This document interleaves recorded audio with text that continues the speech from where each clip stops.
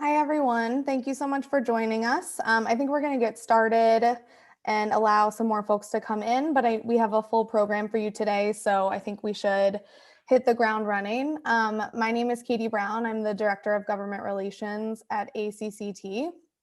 And on behalf of both ACCT and AACC and all of our panelists, welcome to our Tips for Successful Virtual Meetings with Federal Policymakers webinar. This webinar is second in our three-part webinar series, and the purpose of the series is to help community college leaders prepare for the 2021 Virtual National Legislative Summit, which will take place this year from February 8th through 10th. We hope you're all planning to join us. It'll be a great event, and we'll talk a little bit more at the end of this webinar about how you can register if you have not already. On last week's webinar, just a note, we did review our 2021-2022 joint legislative agenda, which outlines federal policy priorities for community colleges. So if you weren't able to join us live last week, a recording of that webinar is available on our website to view at any time, and it'll be really helpful for context if you are attending NLS, just to learn a little bit more about our federal policy priorities.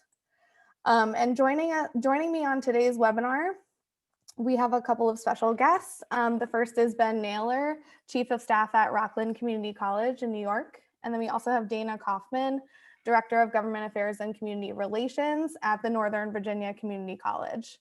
From ACCT, we'll have Ji-Hang Lee, our Senior Vice President, give closing remarks. And I'm also joined by Jim Hermes from the American Association of Community Colleges, and he's the Associate Vice President of Government Relations. And last but not least, we have Jose Miranda, who's our Senior Government Relations Associate at ACCT. Next slide. Thanks, Jose. So just to review what we hope to cover during the webinar today, we hope to talk through the importance of meeting with your federal policymakers, both as part of NLS and beyond. We'll also be providing some context for how in-person meetings have shifted to virtual in light of the pandemic.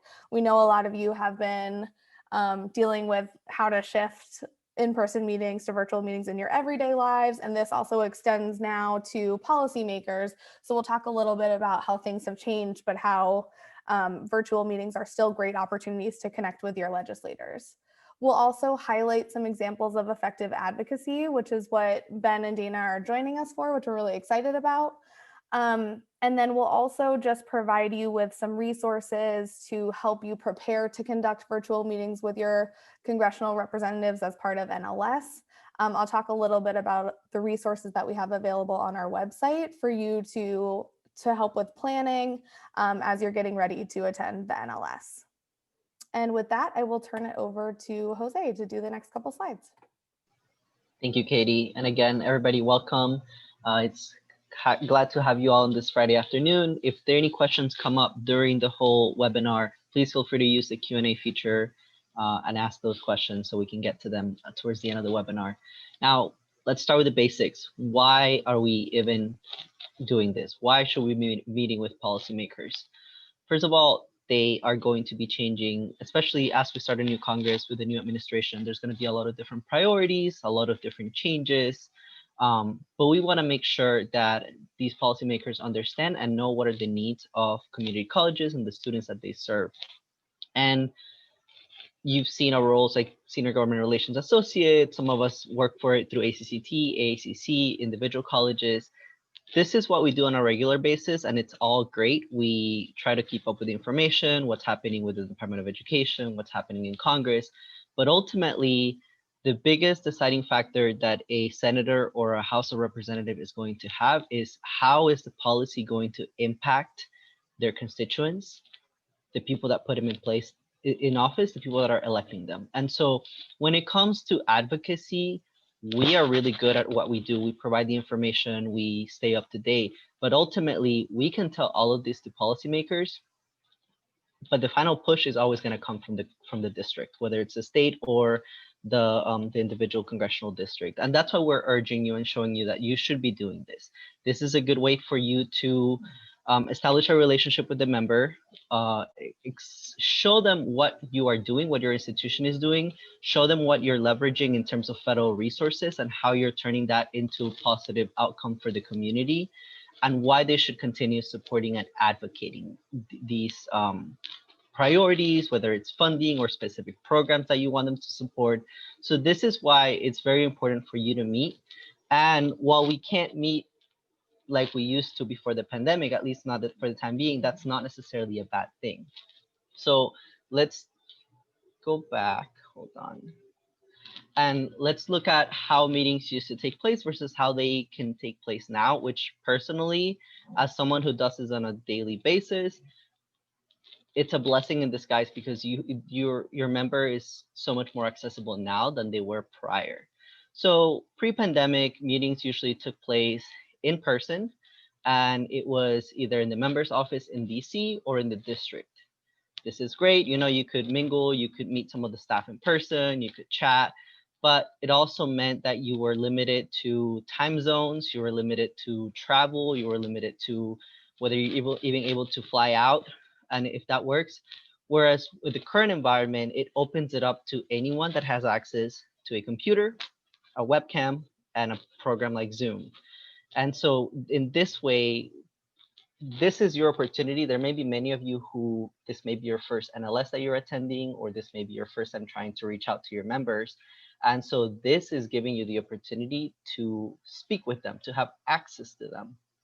And to me, that's the most valuable thing, because whereas before you could only have 1 or 2 people meet with a member once a year, now you can try to keep up with them, and not just the member, but their staff as well. Their staff is going to be very critical in advancing your priorities and in making sure that the member or the senator understand your priorities and why they're important, why they should be supporting them. So with that, I'll turn it over back to Katie, and I'll see you in a little bit later. Thanks so much, Jose. Can you go to the next slide for me? Great, thank you. So yeah, as Jose said, it's obviously really important to meet with your federal policymakers and keep in touch with them and form, some longer term relationships. And Jose also mentioned, many of you have done this as part of our National Legislative Summit, where you come to DC and you learn about community colleges and their advocacy priorities, and then you meet with your members of Congress. This year looks a little bit different, which is why I'm excited to introduce Ben Naylor. Ben is the Chief of Staff at Rockland Community College, which is part of the SUNY system in New York. And as Chief of Staff, Ben serves as a trusted advisor to the President and provides support to the Board of Trustees as well. He also directs the government relations function at RCC and is responsible for overall legislative outreach. So Ben, I'm just going to have you kick things off by telling us a little bit more about Rockland Community College and your role there. Sure. Well, thank you for having me. First, I appreciate it. Right on cue, I got the message here on Zoom that my internet connection is unstable. So fingers crossed we'll make the whole way through here, giving a heads up of to cut out. So Rockland, 30 miles outside of New York City. We're located on the west side of the Tappan Zee Bridge with Westchester on the east side. We have the distinction as well of being the smallest county in the state of New York. We have about 6,500 part-time students. We're also a Hispanic serving institution and have the majority of our population at the campus is non-white, so we're very diverse. I came to RCC in April of 2014. I had spent my early career in politics. I had gotten a bachelor's of government at Georgetown. I had gotten a master's at George Washington in political management, and had done about 5 years at a group called the Cook Political Report as their researcher, and then moved on and was a political pollster in Manhattan for a partisan firm for a couple of years, and moved to higher ed, where I'm much happier. And I've been at RCC now going on 7 years. So my role generally, as you said, at RCC is as Chief of Staff to the President, where I'm, kind of provide advice and counsel, do a lot of kind of project management with some of our major projects, and kind of generally help fulfill his agenda. but also as part of our government relations work, I'm the director of government relations as well. In addition to our congressperson and our 2 senators, we have 2 state senators and 4 state assembly members who represent portions or all of Rockland. We're sponsored by the County of Rockland, so we get, about 30%, a little bit less of our funds from the county, roughly the same amount from the state. So, we also have a county executive, a 17-member county legislature, in addition to sort of our town supervisors, our village mayors, and so forth. So it's a large number of people kind of on the elected official end that we maintain relationships with, all with sort of different goals. We'll have different kind of strategies for how we engage our Congress people versus, sort of the state folks and the local folks.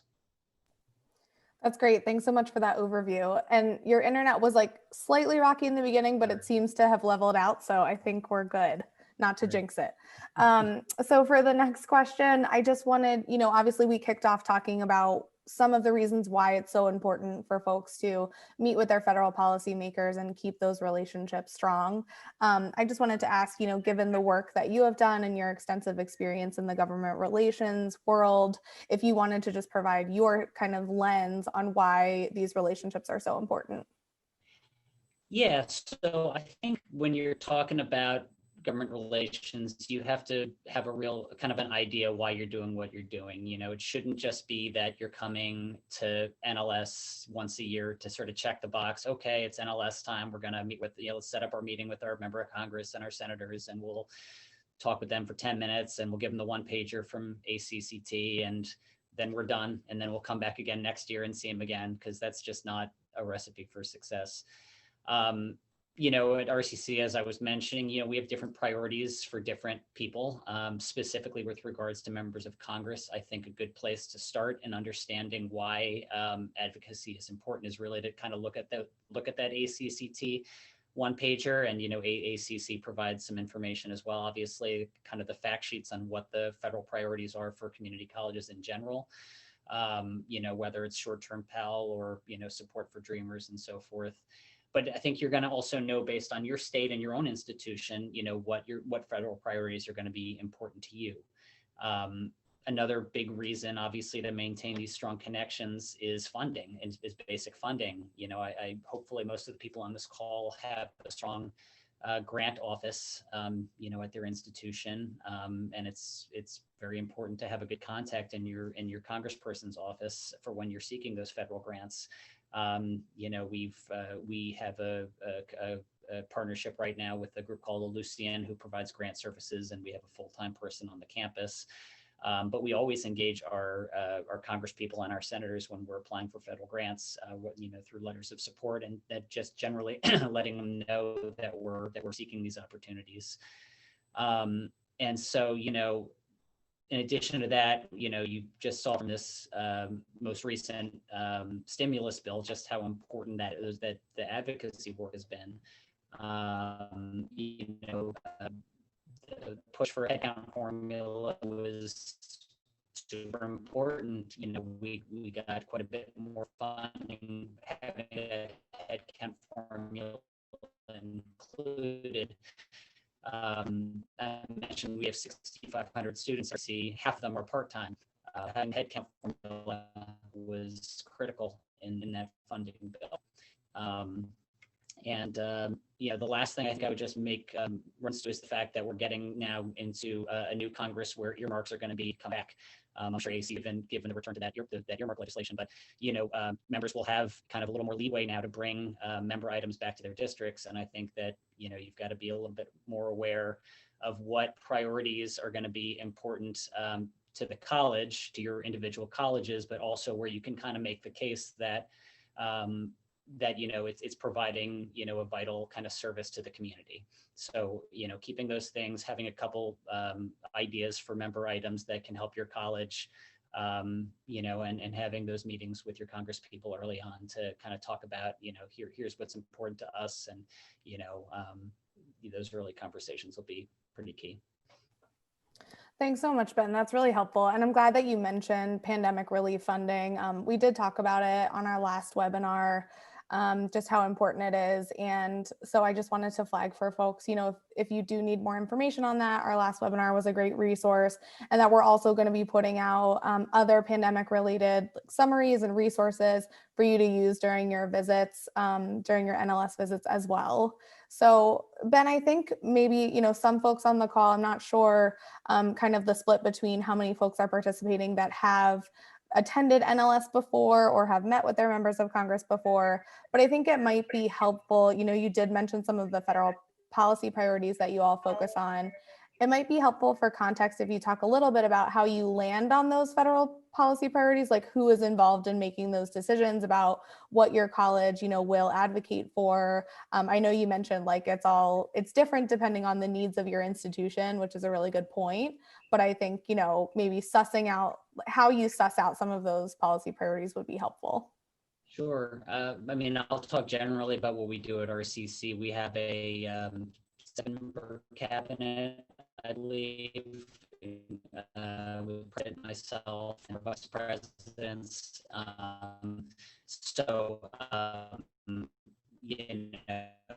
There are different items in different, for different areas of the college. I know, for instance, at the federal level, but certainly on state level, we have the ability to seek grants through the state for our facilities. And obviously, I work pretty close with our operations VP on, how we can get those types of funds.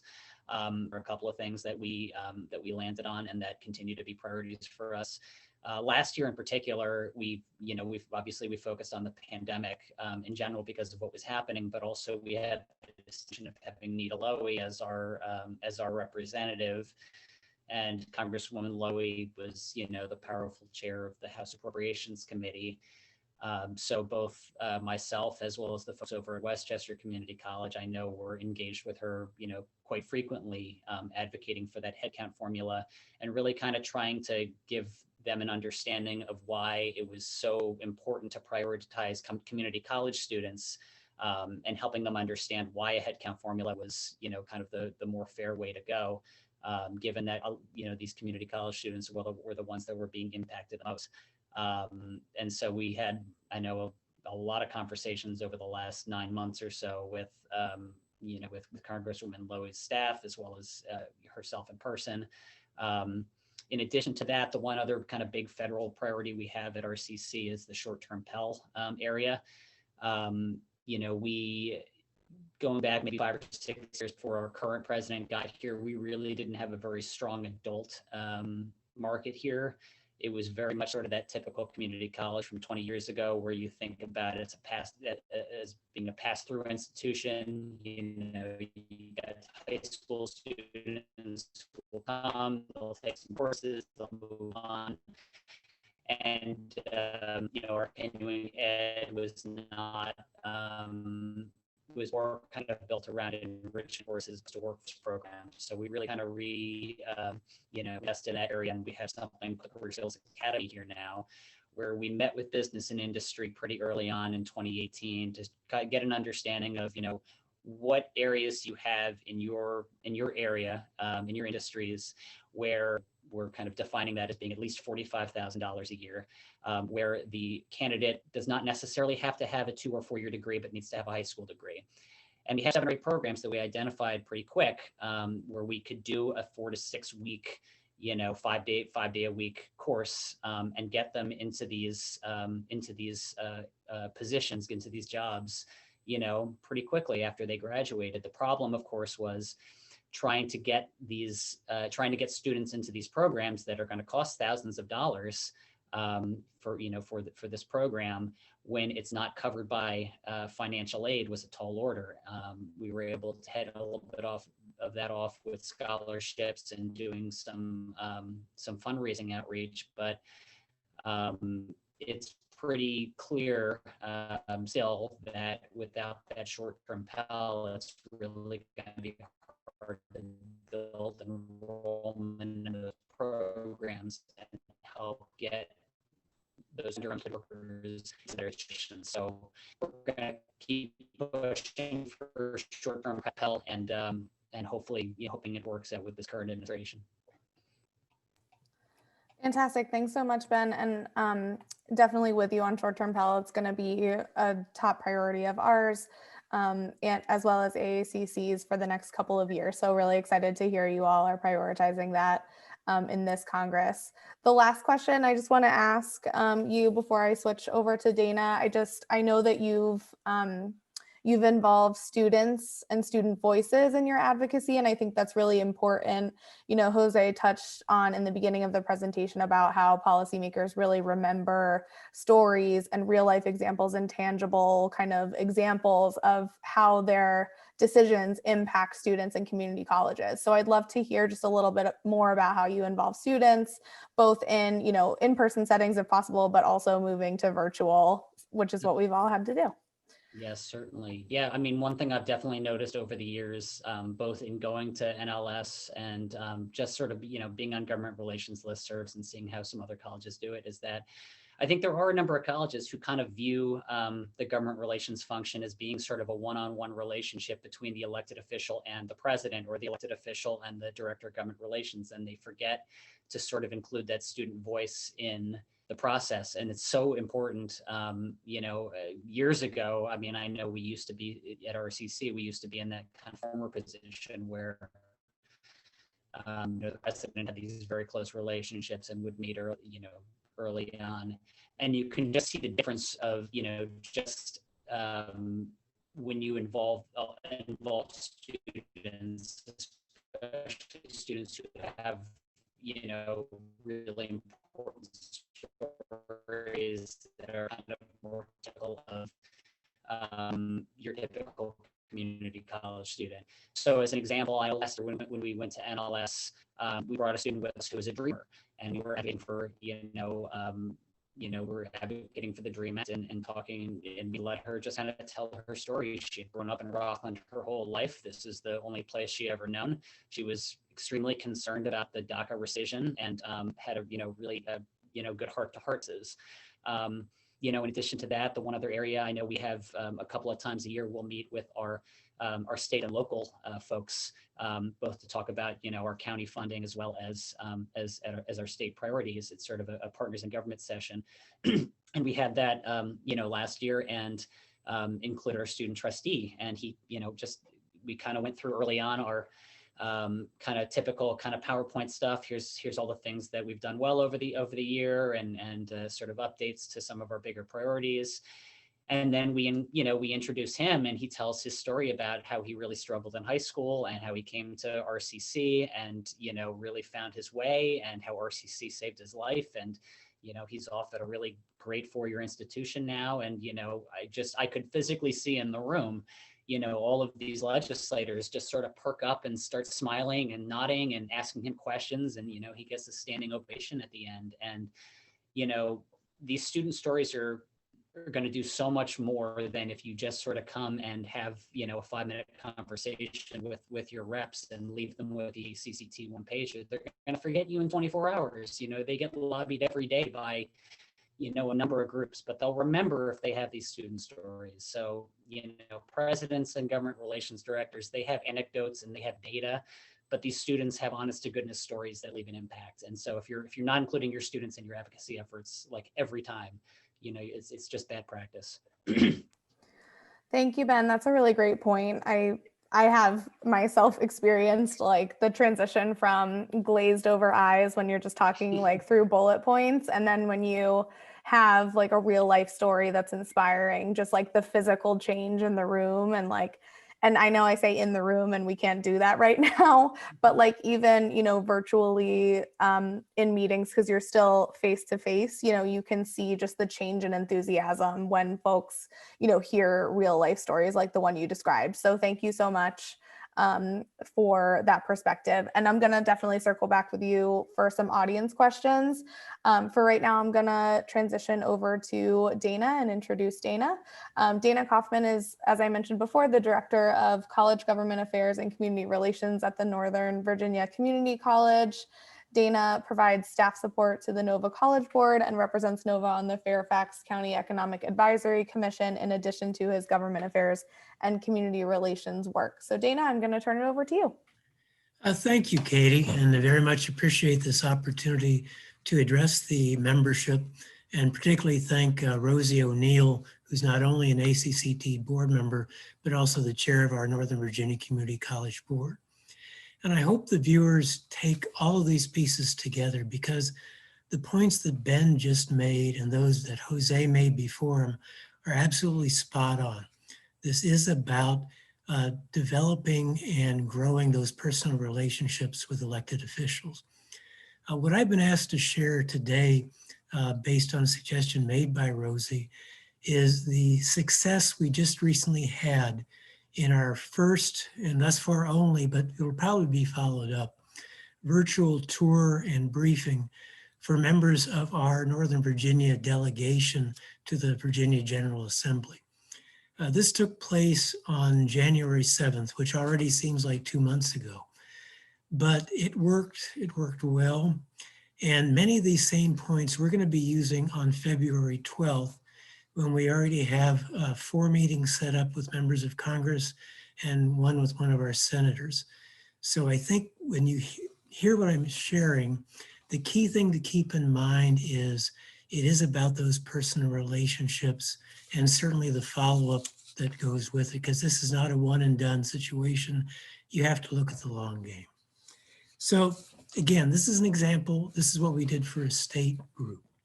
The purpose of the tour was we wanted to advocate for 2 key pieces of legislation. One was the governor's initiative on what's called G3, which is get skilled, get a job, and give back. It's basically a last dollar free college initiative that is focused on specific high demand jobs in the entire various places in the Commonwealth, localized, and certainly in Northern Virginia, that's in areas of healthcare and IT.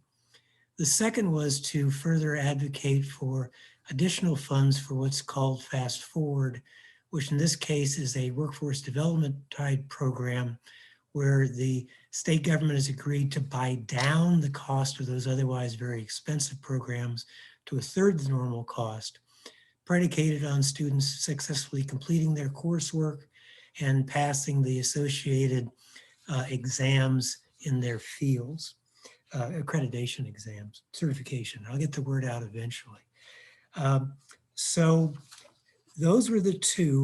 And initially we were going to stage this on site. And then of course came COVID. So we had to shift. And the key initial piece was trying to find the date. And good news is, as you look at getting ready for this upcoming session on the Hill, you'll hopefully have good luck. And certainly with Zoom, you get a lot more flexibility. And then, of course, was trying to decide on the appropriate mix of what would be done live and what would be done by video. Recognize that by using video, one of the great advantages that will give you, particularly if you want to use this in your federal visits, it allows you to take what could otherwise be a very much a rambling presentation by anyone, whether it's a board member or a faculty member, and compress that down into the 2-minute piece you need, because 2 minutes is about the maximum time that an elected official can focus, and that's if you're lucky. So keep that in mind. So preparing it, we had to make sure that my boss, President Ann Kress, who's something of a legend in the ranks of community college presidents, was sure we would do it in a fashion that she would feel comfortable both as the host and the moderator.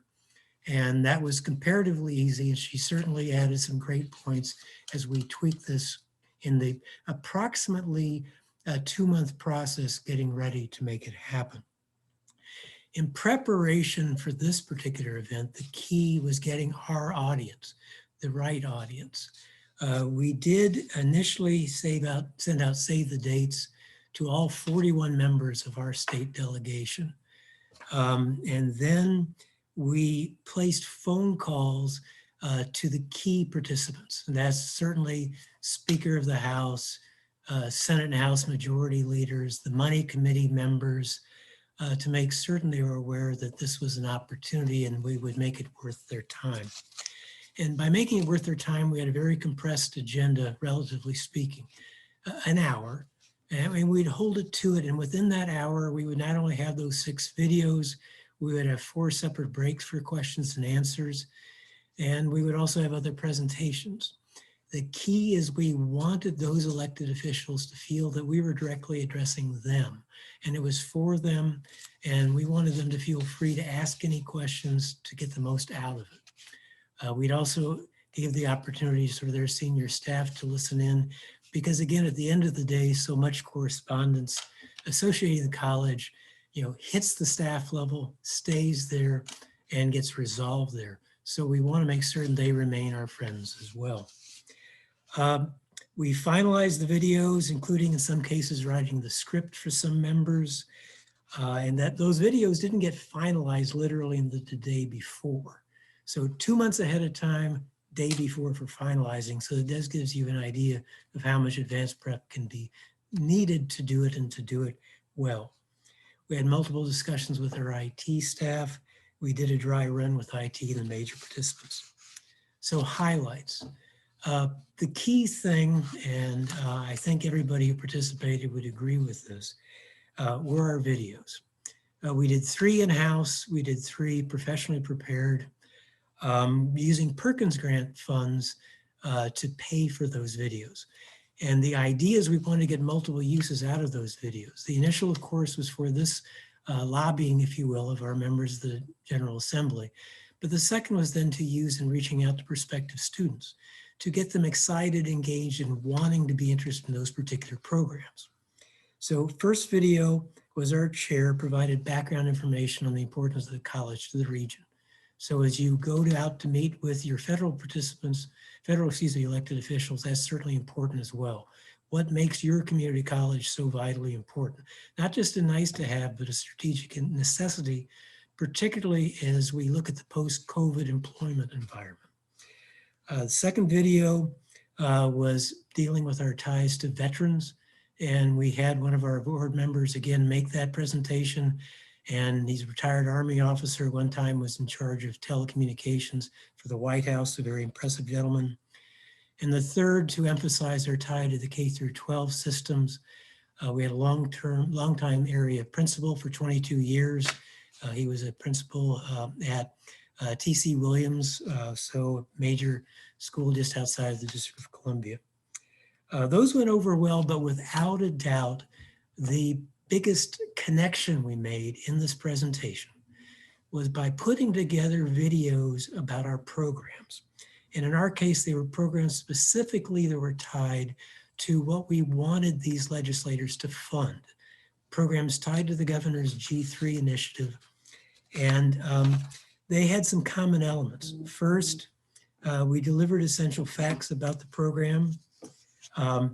We showcased members of the faculty who are also practitioners in their field, students who reflected the diversity of our student body, and also the enthusiasm. Now, certainly in trying to film students in early December, you're down to next to nobody, but good news is it's the enthusiastic, committed students, so they were available. And certainly what really was the icing on the cake was employers. The people who helped us develop these programs and also to create pipelines for our students to family supporting careers. So you're going to see 3 videos, and I'm going to give you a brief queuing up of those videos. Before you see them, they're going to all be blended together. The first is on our cybersecurity program. And again, these are rolling one after the other, and it's the college's fastest growing program, designed with industry participation. In our region is the largest cybersecurity marketplace, largely because of all the DoD employers. The second is our engineering Mechatronics program. This was designed in concert with a company called Micron Technologies, Inc. Micron's a major manufacturer of silicon chips. We have one of these plants in our district. And you'll also see Susanna Steen, one of their corporate members, who is the vice chair of our board as part of the video. The third and final video is on our data center operation program. 70% of the world's internet traffic goes through one county in our service region. So the only thing next in line is half as much internet traffic as London, England. So data center operations is a natural tie for things we could offer. You'll see Josh Levy, who's the president of Data Center Coalition, a great friend of the college, and he'll be talking about that. So with that, talking as quickly as I can, but hopefully clearly, I'd ask Christine to please play the video. Cybersecurity is important because everything is connected nowadays. Everything today is done online. It's important to protect what you do online and who you are online. The cybersecurity threats facing our nation has never been greater. This is why what we teach at NOVA has never been more important. I'm a professor at NOVA because it allows me to teach my students how to defend our nation. At NOVA, we are a center of academic excellence in cybersecurity. NOVA has equipped me for career in cyber. It encourages competitions that just really involve you not only into learning about cyber, but really getting involved to a deep level that a lot of employers are looking for. We focus more on hands-on. We don't just read books, we actually get on the labs and we really do stuff. I would put NOVA students up against any four-year university as to their skill sets, their expertise, and leadership. NOVA gives you a world-class cybersecurity degree at a fraction of a cost. The faculty have industry credentials. They have degrees in the cybersecurity field. They're practitioners in the field. So that's why I've chosen NOVA. Great professors, wonderful environment. NOVA has prepared me for a career in cybersecurity. NOVA is the place for cybersecurity. I teach cybersecurity and I am boldly NOVA. I am cybersecurity and I am boldly NOVA.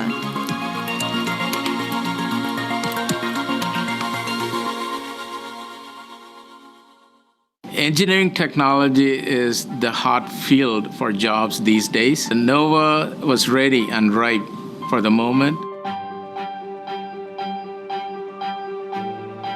When you design any system using engineering design, you need to implement that and you need to produce that product. So engineering technology prepares the technicians and technical workforce.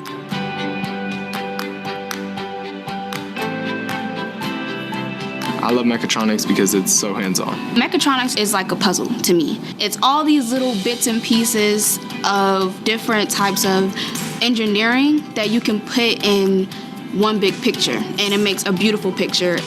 Micron appreciates being able to partner with community colleges such as NOVA that provide hands-on engineering technology skills in the mechatronics area. We have the Associate of Applied Science degrees where students are given the hands-on training that they need so that they can blend into the workforce. So students can practice here in the class, and when we hire them, they already have hands-on skills, and we can just help them grow in their position. Because of NOVA, I am 100% confident that when I walk out of here, I'm gonna have a job. NOVA equips me. I started my career pathway at NOVA. The engineering technology program at NOVA can lead to a great career. I teach engineering technology and I am boldly NOVA. I am engineering technology and I am boldly NOVA.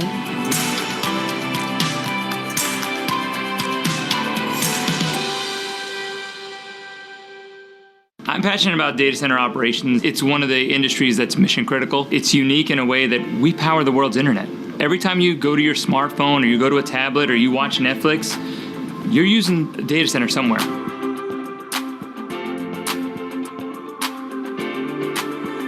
It's the first and only fully accredited 2-year data center degree program in the state of Virginia. I am going through the data center operations technician course. Once I get into the industry, I know that there's many different paths I can take. NOVA's DCO program is a pipeline to provide workers for the data center industry.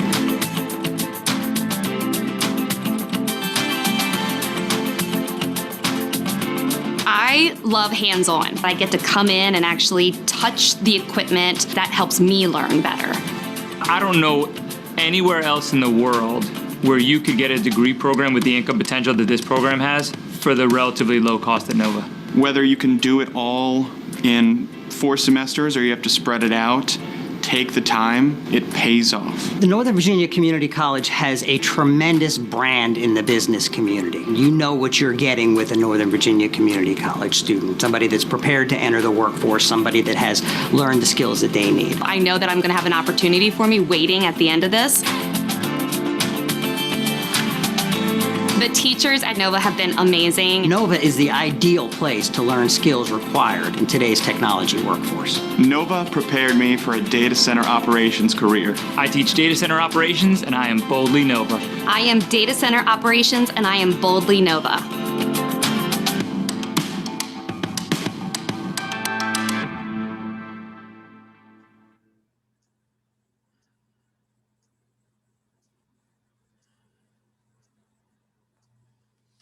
So thank you, Christine, for making that happen. And we do definitely intend to play those videos when we make our presentations on Capitol Hill in early February. Quickly recapping what worked, what didn't work when we made this first ever virtual town meeting happen. First, we were successful in securing the participation of virtually all the state legislative leadership and the members of the two money committees. So that was critical. That was money in the bank to start with. We also, most importantly, provided them with the opportunity, ample opportunities to ask questions, make statements, again, feeling like it was their presentation for them. And because of the quality of those videos that you just saw, we were able to hold their attention virtually throughout. What didn't work is we should have had a second run through. You know, the beauty of Zoom is you're able to lock in, get those meetings scheduled, and more often than not, hold people to them. We had 17 people agree to participate. We ended up with 13, so we didn't have too much of a fall off. Unfortunately, because of not having that additional dry one of our presenters, a staff presenter, ran 4 times as long. So you need that attention to detail. And because of that, we weren't able to run that last video on our data center operations, which that hurt, but it's definitely a lesson learned. So finally, the follow-up, and this certainly will apply as you proceed with your meetings on Capitol Hill. Our president immediately followed up with personalized emails to everyone who participated, and they reiterated the importance of those 2 initiatives, plus added a third that had come up in the process of preparing for the meeting. And then our college board, led by Rosie O'Neill, followed up with thank you notes as well, sharing key messaging points developed by our staff in October.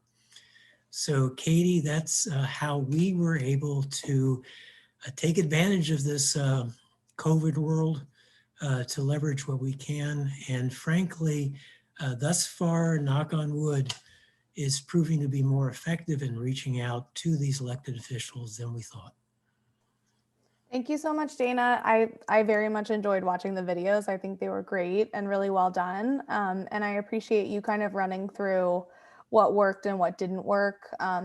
I know, there's some things you can't anticipate, but some things you can plan for, like you mentioned, maybe people going overtime or people not being on time. And we'll talk a little bit more about that in the next few slides.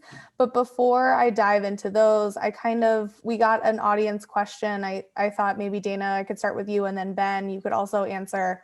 But Grant asked, how important is relationship building with elected officials versus traditional relationships to only be asking for something? Basically, how do you build longer term relationships and you're not just seen as like someone who reaches out when you need something?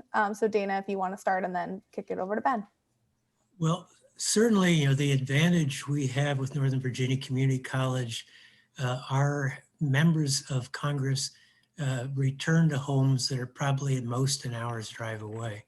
So they're here, they're in our backyards. We have an opportunity to interact with them quite frequently. So that is certainly, as Ben captured, as Jose captured, stay in communications.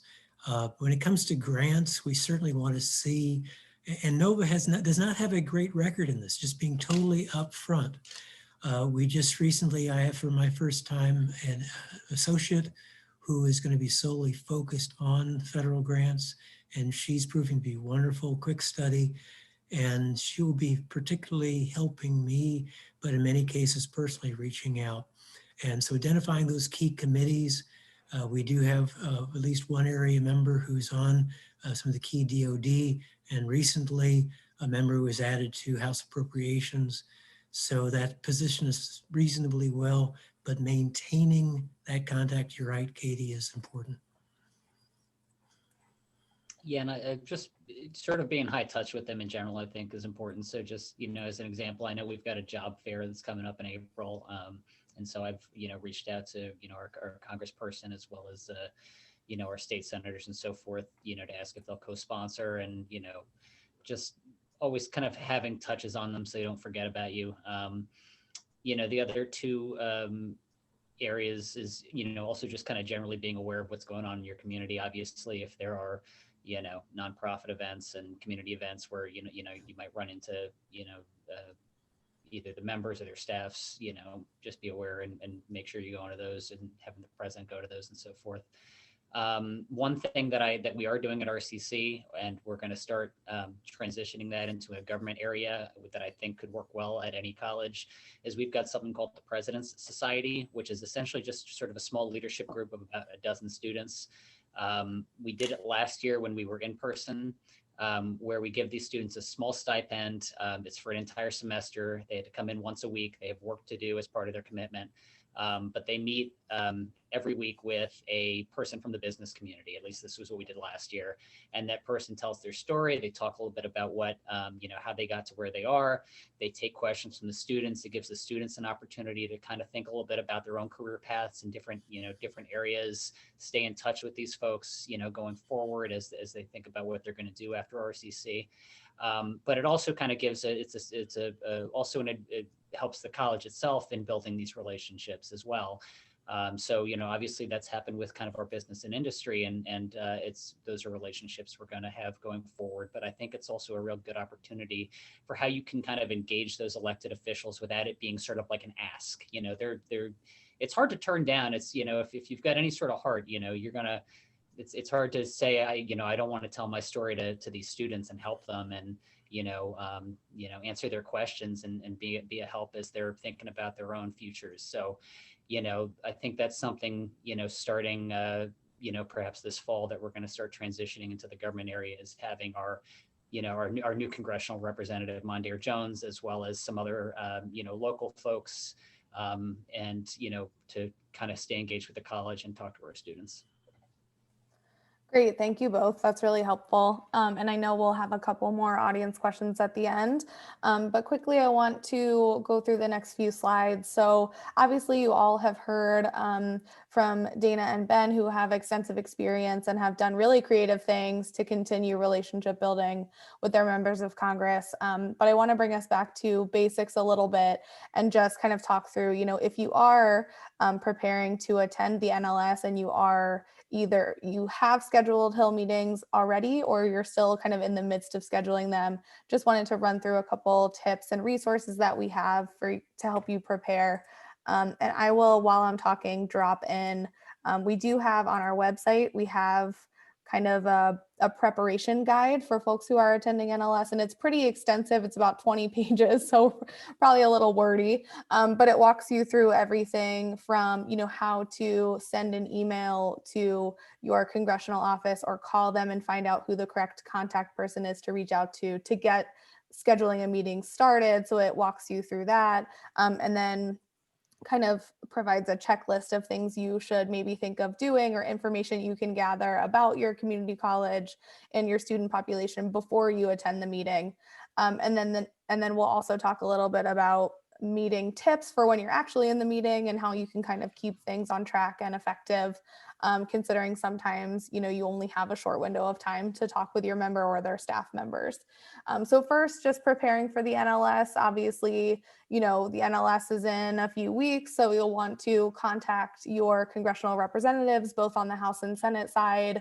You can do that by just looking on their website, finding their office, their Washington, D.C. office phone number and calling.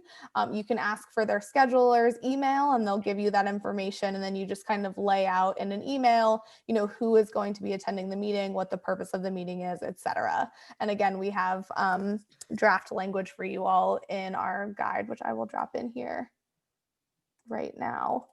So once you do that, as Dana mentioned, with virtual meetings, there's also a fair amount of detail that you'll want to pay attention to. If you have a preference of a virtual platform that you use, like Zoom or Microsoft Teams, or asking the congressional office if they have a preference. Some congressional offices are a little bit more, strict about which platforms they can use for privacy purposes. So you'll just want to work that all out and make sure you have that information. And then once you get the logistics down, you can do a lot of kind of prep work for the meeting, including asking your community, what their needs are, asking the people that work at the community college. Like Ben said, when we talked about, how do you decide on legislative priorities? You just kind of want to be aware of what's going on in your particular community.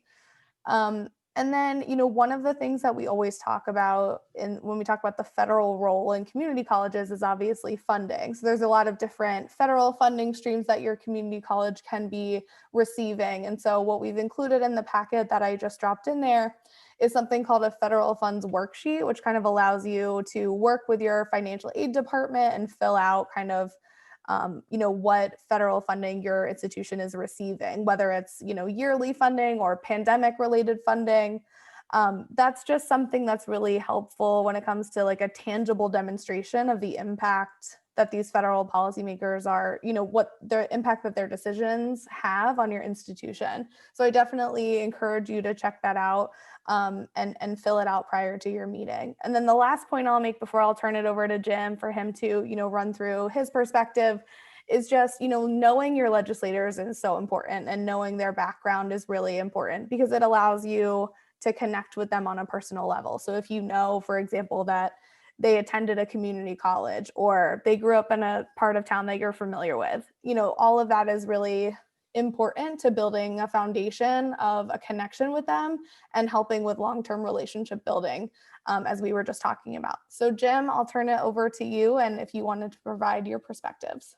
Yeah, Katie, not much to add. And I think, I think most of the people out there probably have a lot of this down already in terms of knowing, about your college and what you're doing in your community. And that's great. And obviously, if you have areas that you're less sure of, you'd certainly want to learn about that. The main thing I would add is really connecting the various dots that you see here on this slide. So know your legislators' background, know their interests, know what committees they're on. A lot of particularly in the House, a lot of a legislator's work is driven by, what committee he or she is on. And if you can connect, one of those committees to, what you're doing, so much the better. Obviously, it's very important if they're on one of the very key committees, like the Education Committee or the Appropriations Committee or something else. But other committees too have a lot of connections with the agencies that they work with and oversee, and the work that you're doing at your college. So that's an important thing to know.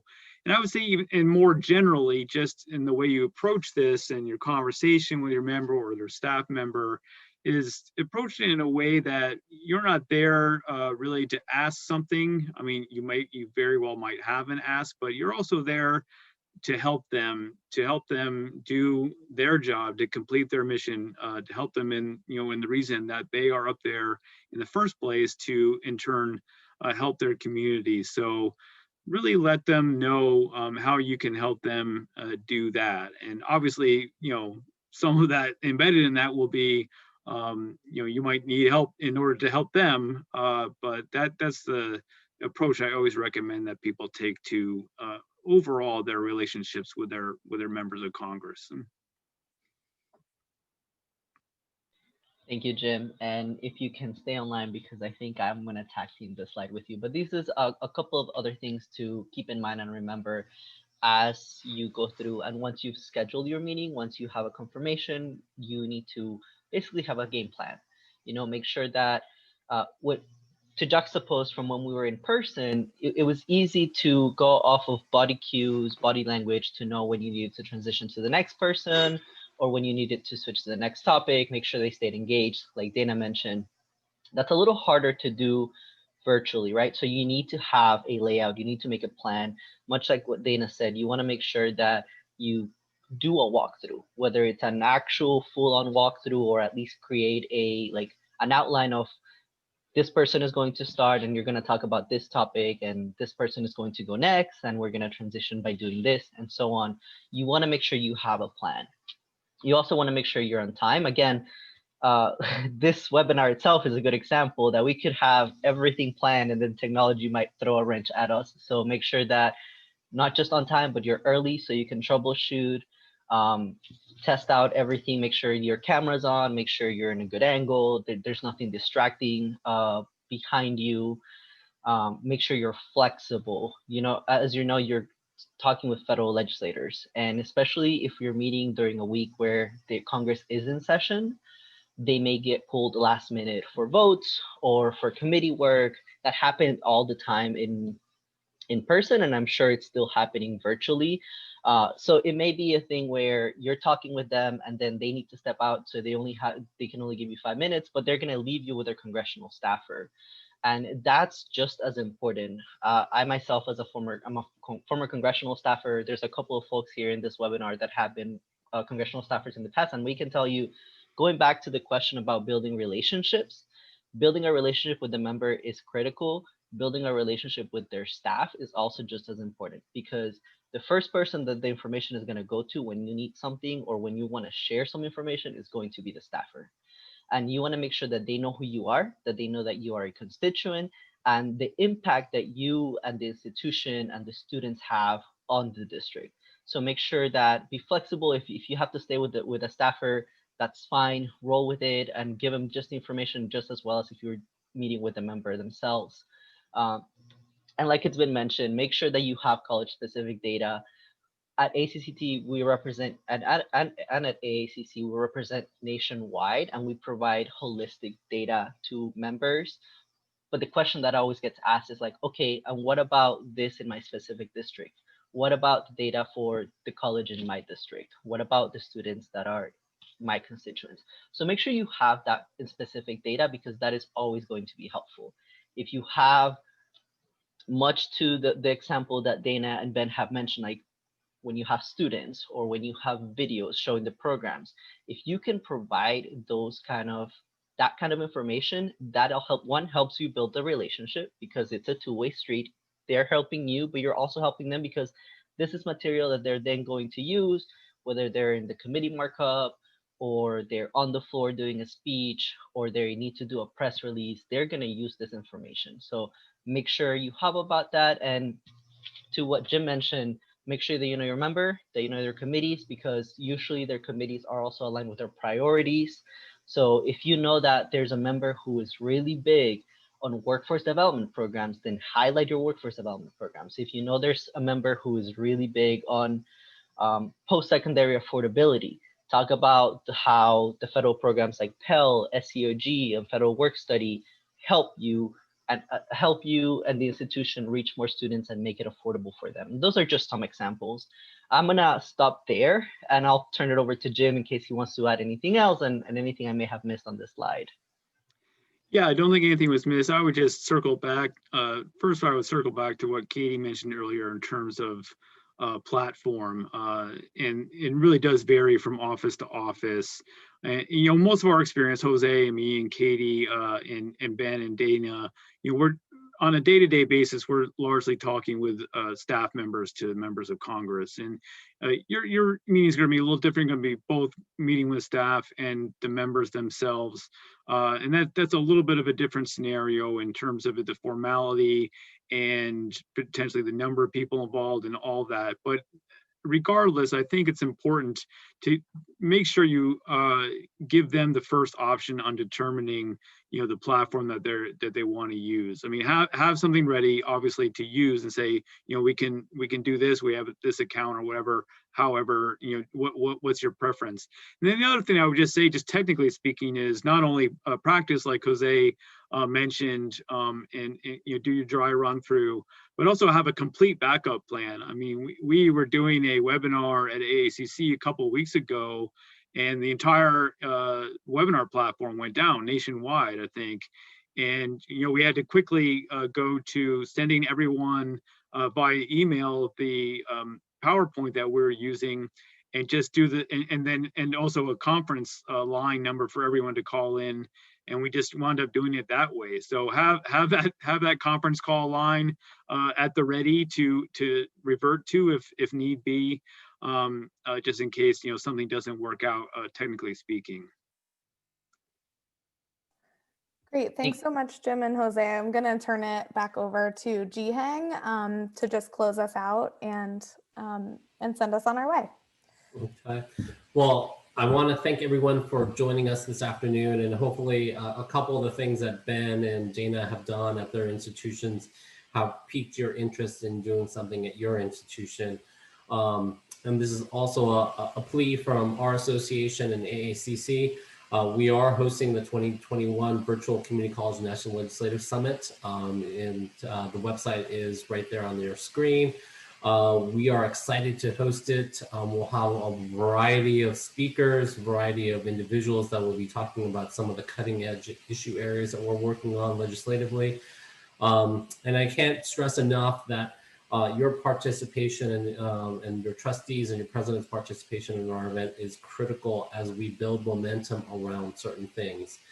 This past year in 2020, our associations were able to get a number of items that were critical wins for community colleges. That included increasing the Pell Grant maximum, that included restoring Pell Grant eligibility for those individuals that are incarcerated. That was one of our top legislative items. We also were able to get additional stimulus money throughout the year in March and also in December. So all of these things, including the changing of the FAFSA, all these things build momentum and require our members to support your membership organizations. So please join us. And we do have two websites you can visit. You can pull down that thing that Katie said, which is our confirmation package for the National Legislative Summit. We'll have all sorts of information, and AACC has a wealth of information on their website also. Please join me in thanking our participants for today. As a reminder, our next session, which will be February 4th at 2 p.m., will be on the green sheet. We will be unveiling the green sheets for those of you who love the green sheets. That those will be our top priorities for this 117th Congress. So please join us at that point. And other than that, we look forward to seeing you in a couple weeks for our next webinar series. Thank you again for joining us today.